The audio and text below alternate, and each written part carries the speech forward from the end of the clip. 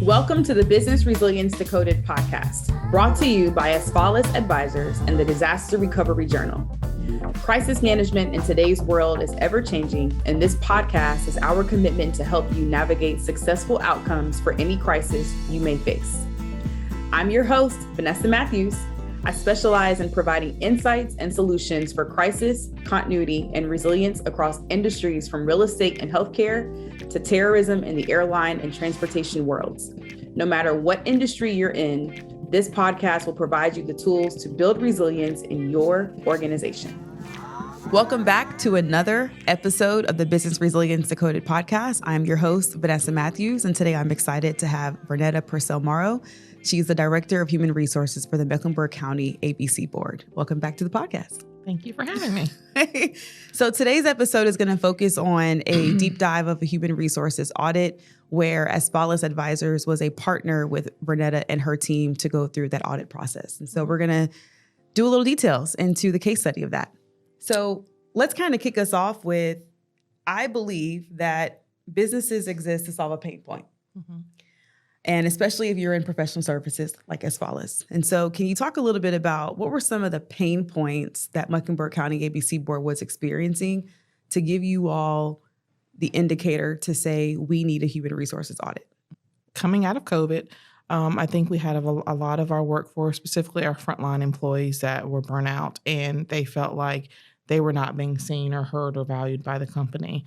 In addition to that, with the ever-changing COVID restrictions and guidelines, we were looking at our own policies and procedures, not just around COVID, but all things. And so during a one-on-one conversation with the board CEO, my boss, Kiva Walton, he suggested Asfalis, and your name was brought up, Vanessa, and I made a phone call, and we began that journey. So a lot there, especially coming out of COVID. You talked about that on the previous podcast and the challenges that your business experienced. And I also, wanted to touch on how you found us, right? So it was a recommendation that was internal, but as a business owner, and for the other business owners that might be listening, everybody has to market, right? So that people know that you exist, because if you don't know, then how can you be leveraged for your resources? So can you share a little bit about how the Asfalis name came to your awareness? Mm-hmm. And what did you see in that engagement that made you say, yes, this is the right partner? The name came from my CEO, and then, of course, it's 2023, so I did a Google search, and I found your company's website. But again, the key word being risk, and working with people, there is always a risk.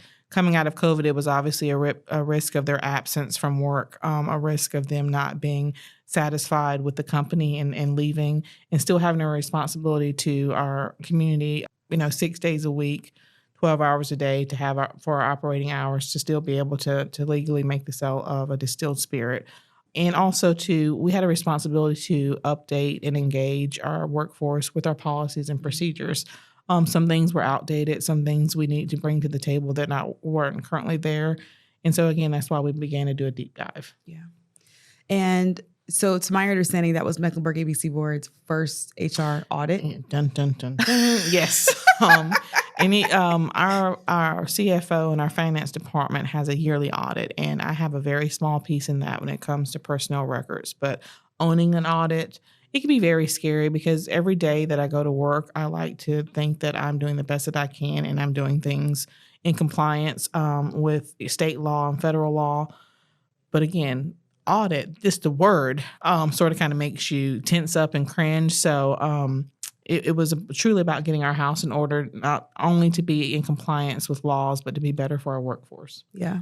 And so during this process, we did a comprehensive human resources audit as well as a payroll audit.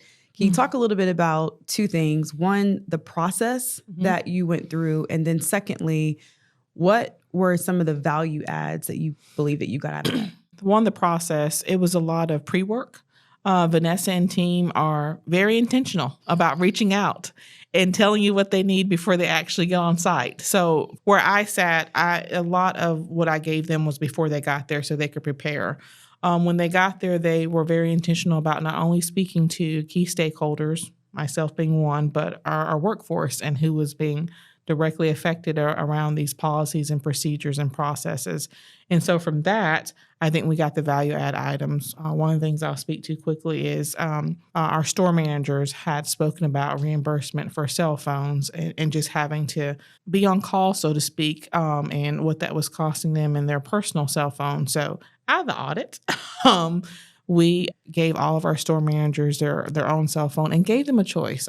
I definitely want to touch on this because I am team iPhone. We let them choose iPhone or Droid because we knew that the operating system would be important to their use of the device. So all of our store managers now have cell phones, and it's of the operating system of their choice. Yeah. So thank you, Vanessa, for that. So that's a great point, and I love having choices, right? Mm-hmm. So I would imagine that may not have been the first time that your workforce shared that. What do you think Mecklenburg ABC and leadership took from the audit, or maybe saw differently or heard differently, that enabled you and your team to say, we're going to take an action on that particular item? Two things. It was a third party saying it. And it was documented and written. And also, I would hope in my role, just a changing landscape of the employee-employer contract. We've seen that change vastly post-COVID with the Great Resignation and the quiet quitting. So again, if you want to be intentional about engaging your workforce and retention, then you listen to the voice of those that are your greatest producers and help you meet your bottom line. Yeah, that makes sense. Typically, I have heard that leaders care about two things. How do we make money and how do we save money, right? Mm-hmm. And so as we think about that, how would you describe some of the outcomes and the return on investment for the human resources audit? Not just the dollars that were spent, but the time and the energy and the effort for you and your team to make a decision about which one of these recommendations do we move forward with, and then how do we build up the internal capabilities to allow us to be able to do that? What were the outcomes and the return on investment that the board received as a whole? One of the key return on investments is that the employees felt like their voice was heard and that they could speak up and not fear any type of retaliation or negative feedback from saying this is something we don't like or is something we want differently.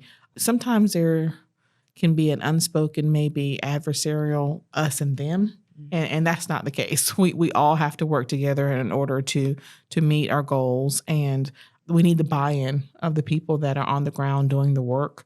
So it took away that perceived stigma of I said something, I could possibly get in trouble, or I'm too outspoken, or so forth and so on. Our current CEO welcomes the conversation and the suggestions and the feedback of the workforce. He regularly engages frontline staff about how can we do this better? We don't know everything at the top.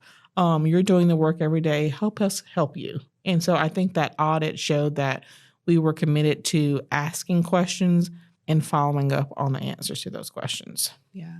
What I would say too is we had two great auditors that supported that process. And one of the key strengths that we saw in the Mecklenburg team's leadership was just that you all have a culture where you welcome the feedback and you wanted the hard truth. And some organizations say, tell me the truth and we'll fix it. But there's a level of defensiveness that's still there. And that was not the case with Mecklenburg ABC Board. Well, transparency is something that we're working on daily. Sometimes it's not easy. I think in leadership, there has to be a certain level of trust. I will tell you what I can tell you when I can tell you. And if I can't, please trust that there's a reason why. But being able just to share more of what we know and when we know it as well. Because again, if you don't, then the rumor mills start. So if you don't tell people, they're going to make up their own answers. So try to get ahead of that. I definitely would say that. So what recommendations do you have for other people who might be going through an audit? How do you prepare? How do you respond? How do you recover? Well, one, breathe. Seriously, because the word audit, it comes with its own weight. There's a saying, if you stay ready, you don't have to get ready. If you're going to be audited, there is some type of compliance around that. Hopefully you're already doing the things that are just going to be validated through the audit. But if not, that is a time to say, you know what, let's draw this line in the sand and hit reset. Specifically with HR record keeping, your files, that is probably a foundational for an audit. Pay, transparency with checks and balances. Am I the only one that has access to certain things? That's always a no-no. So always have, again, a checks and balances there. And know that you will get through the audit. And hopefully the person that or company that's auditing you shows themselves friendly and they're not here for a gotcha. It truly is, we want to help make you better. And I always felt that way with you, Vanessa, and your team. I said, whatever the outcomes are, we're going to take it in stride and we're going to use it to make our workforce better. It was never like, oh my gosh, where are they going to, am I going to be unmasked? Because again, I feel like I was doing everything that I could to make the workforce better, but I always knew it could be better. So welcome the transparency and the feedback. Don't run from it. Absolutely.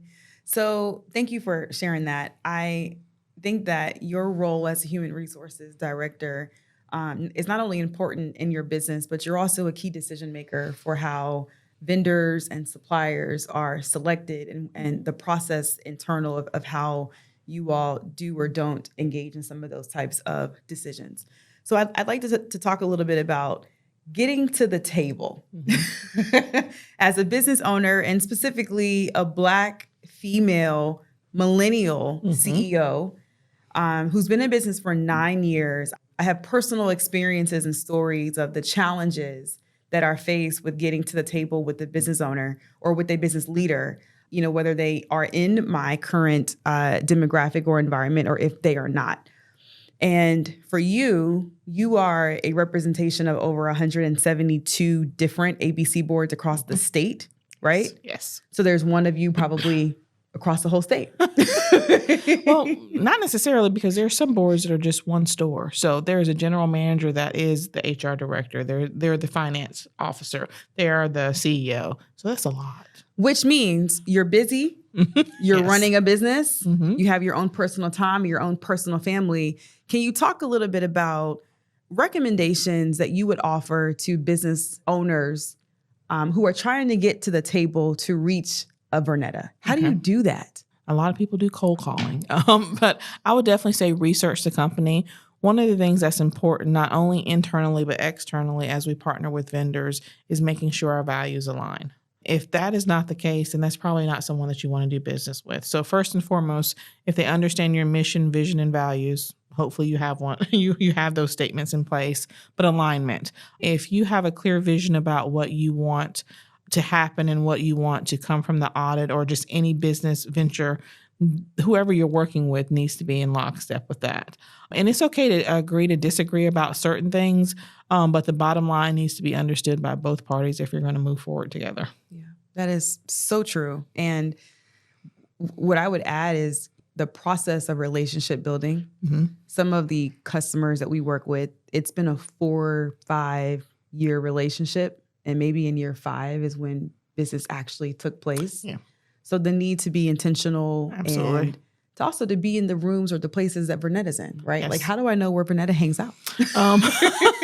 Okay, so Amelie's on 36th Street it definitely is a place that I hang out because it's close to my headquarters, but also CASHRM, which is the Charlotte Area Society for Human Resource Management. That's a great resource if you're trying to get in the room with key HR people.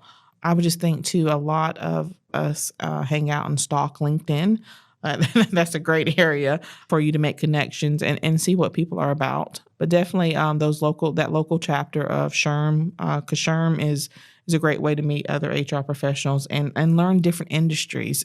There are so many of us that are represented. Of course, I'm quasi-government, but there is definitely the corporate sector, construction, marketing, advertisement, anything you could think of where people work is represented with CASHRM for sure. So I love that. So talking about repeat business, I am a repeat customer with Mecklenburg County ABC Board, not for my own, personal delight. But I say that to say, in my mindset, Mecklenburg County ABC Board, a part of its success is you have repeat business, right? Absolutely. Just like the airport. If I fly out of the airport one time, they would never make money. So same with the small business owner. If small businesses and entrepreneurs are not receiving or driving repeat business, which is your solutions, your products, how it's adding value in the marketplace, the business will not grow. So can you share a little bit about how you have seen businesses who work with Mecklenburg County ABC Board, what have they done to be successful to earn repeat business with the board? And you said it earlier, it's the relationship building. Our CEO, Kiva Walton talks about the cheers effect. A lot of people that come into our stores, and I'm not kidding when I say this, they'll come in and say, "Where's Vanessa? Is she off today? Like, well, when is she coming back?" And it's because that person knows exactly, what you like. They're going to speak to you. They're going to ask you about your family, your job, your kids. I don't want to say we're your local grocer, but in a way we are, because that is that relationship, because we do see people daily or multiple times during the week, and you begin to build a relationship with them, or you may introduce them to something different. And, I see it, and knowing them and knowing the product. I see you always get this. You want to try something else? Or, it's summer, let's switch this up, and just having that conversation and being intentional about it. Of course, it is a transaction, but to some people it can be transformational. We get a lot of people that come in. We see people sometimes on the worst day of their lives, and they're just trying to get through that. And so maybe going a step further and just asking one more question. You don't know what that can mean to someone. Yeah, absolutely. So again, the intentionality. And there's also different pillars of your business, right? You have the retail, the mixed beverage, and what I would call distribution. So retail means you and I as a consumer could go into a store and purchase. A mixed beverage customer has to have an e-licensee. And they also, their products are stamped. So they pay an additional 3 cents on each bottle. So you can go into any restaurant or establishment that has a liquor license and see where they have a stamp on each bottle. And there's over 1,000 permittees in Mecklenburg County alone. So over 1,000 like commercial customers, basically. Wow. Yes, absolutely. And then it's the distribution side where we are intentional with our distillers who are bringing in our product and our actually new products as well. And our spirits do not just magically put themselves on our shelves. So the distribution part is the transportation from the state warehouse in Raleigh and then our local warehouse at our headquarters here in Charlotte and getting that to the retail stores. Yep. So one thing that I picked up on immediately when we started partnering with the Mecklenburg ABC team is you all are intentional about working with diverse suppliers and businesses. Mm-hmm. And it's so amazing to see that, especially knowing your leadership's background in economic development in our region. So to your point that I think you made earlier, right? Some of your things that you need are a one-time thing. Mm-hmm. Sometimes they are more consistent. So can you talk a little bit about how that dynamic also plays a role in repeat business? A lot of it is word of mouth as well. We do RFQs, and I think they go into the local newspaper. But we're very intentional about letting, again, vendors know that we have business and we would like your business. We currently have a project coordinator and our CFO. They work together about the small business. I think it's Small Business Consortium. But we try to be very intentional about women-owned businesses and minority-owned businesses, and bringing them to the table and partnering with them if, again, they align with our values and they can help us, meet our bottom line. Very commendable. Oh, thank you. I can't take credit for that, but again, to your point, our current leadership has that background and is very intentional about bringing different people to the table that we've seen previously, because the board is 75 years old. And I would say this current era is probably one where we've been the most diverse internally and externally with our partnerships. So yeah, as you prepare for the next 75 years. Yes, as we prepare for the next 75. Yeah. Awesome. Well, is there anything else you would like to share as we finalize today's podcast? Just as far as the board, again, it's a great place to work. I'm an HR director, so I'm always going to give a plug there. But also just to visit our stores. There are a lot of stereotypes about a liquor store. We're not a liquor store. We're more than that. Again, there is the cheers effect that we're trying to embed into our culture. And then just a product selection. If you're new to Charlotte or just passing through, stop by our stores. I think you'll be pleasantly surprised with not only your treatment concerning customer service, but again, just the products that we have on our shelves. Awesome. Well, thank you for joining today's podcast. Thank you for listening to the Business Resilience Decoded podcast, brought to you by Asfalis Advisors and Disaster Recovery Journal. Make sure you check out the show notes for this episode to see all the upcoming events, programs, and ways we can support you. Make sure you subscribe to the show wherever you get your podcasts, leave us a review, and share it with a friend. Thanks again, and I'll talk to you in the next episode.